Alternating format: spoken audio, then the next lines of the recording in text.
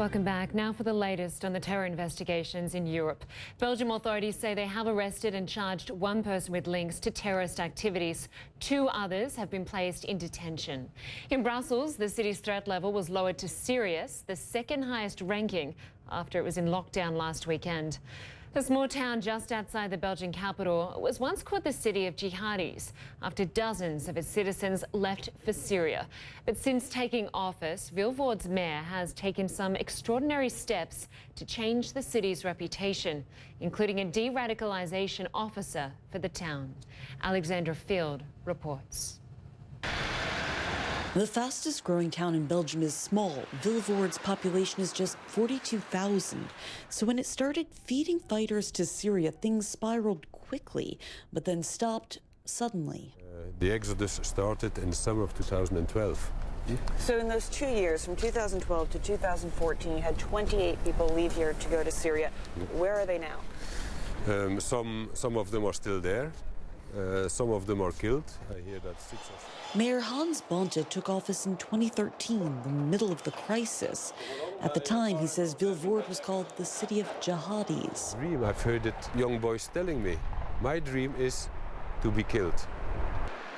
Today, the mayor is cautiously declaring at least a measure of victory for his de-radicalization and intervention efforts. Radicalism, you win it or lose it on the corners of the street. Counteracting messages from recruiters has taken the work of a coalition. The police, family, a lot of community members and outreach workers. We try to send social workers towards the houses, engaging into the families and try, the first time, providing help. The proof of success, they say, is that no one has made it to Syria from Vilvoorde since May of 2014. But nearby in Brussels, raids to root out anyone with ties to the terror cell that perpetrated the Paris attacks continue, making it clear there's still a second front in a bigger battle across Belgium, a country that is proportionately the largest supplier of foreign fighters to Syria. What to do about those who come back? To my opinion, someone who has left Belgium to go over there to fight in Syria, he can stay there. 7 of the 28 who traveled from Vilvoorde to Syria eventually returned to the town, Bonte says. Most were sent to prison, but the mayor says those who weren't are carefully and constantly monitored by police and the community. Most of these people who came back, I don't think they are risky, but you only need one food. He insists everyone must watch to keep anyone from falling through the cracks. Alexandra Field, CNN, Vilvoorde. Now we're learning more about one of the men behind the Paris terror attacks. Sami Amimour was among 3 attackers who stormed the Bataclan concert hall 2 weeks ago. Amimour then blew himself up. Now his sister is speaking out exclusively to CNN. Our Hala Gorani spoke with her in French, and the woman asked us not to show her face or use her real voice. He was one of the terrorists responsible for the worst attack in France in half a century. One of 3 shooters at the Bataclan concert hall on November 13th. His name revealed days later, Sami Amimour. For the first time on international television, his sister is speaking out. At what point did you learn that your younger brother was one of the attackers? At first, I was shocked. I was screaming in despair and sadness. And when I gathered my thoughts, I thought this information was wrong, that there was a mistake, that it was impossible. A man who grew up to be a mass murderer, but whose life, according to his sister, started very differently.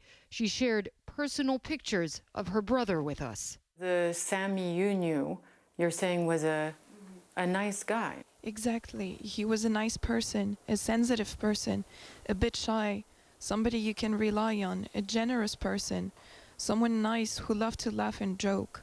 But then that man disappeared, she says, literally, traveling to Syria to join ISIS. His father reportedly went after his son to try to convince him to come home, to no avail. Amimour's family actually stayed in touch with him while he was in Syria. The last message from him was sent in August of this year. In your last contact with him, was it just an ordinary conversation? Yes. With absolutely no sign that anything like this could happen? No, no sign. Totally normal conversation. I asked him how he was, and he told me, listen, I'm very well. I have a lot of things to deal with at the moment, so I will call you very soon. Send kisses to everyone and to my cat. How do you reconcile your brother who says, kiss the parents, kiss the cat, you know, I'll call you soon, the little boy you grew up with the man who so coldly murdered dozens of helpless people in a concert hall? To me, there's no link. It's almost like it's not him. There's no chance. I know it's real, but... So what happened to a man who worked as a bus driver, led a seemingly normal life in the northern Paris suburb of Drancy, that turned him into a mass killer and suicide bomber? It started with the internet. He visited websites that were sort of controversial. Then it continued with videos, and then it stayed that way. Then, beyond the world of the internet, there was also the real world. People came to talk to him. Where? In the area, here, below the house. They came to talk to him more and more and told him that he should attend the sermon at the mosque more regularly, that he should be more devoted to his practice of Islam. Then they led him towards mosques that were more radical. These are some of the pictures of Amimour's victims, some of the 89 people ruthlessly killed that night. Does his family feel any responsibility for Amimour's actions? Of course, there's part of us that says, maybe it's our fault. Maybe we could have done something different. Maybe, just maybe. If you had an opportunity to speak to the family of one of the victims, what would you say to them? Sorry for your loss. We're sorry because we didn't want all of this. We understand the pain they feel, and we know that nothing will bring their families back, whatever we may say. So we just hope that they can mourn their dead. Hala Gorani, CNN, Paris. Well, still to come on CNN Newsroom, Miss Canada can't get into China for this year's Miss World competition, while the beauty queen says the country is punishing her. That story just ahead.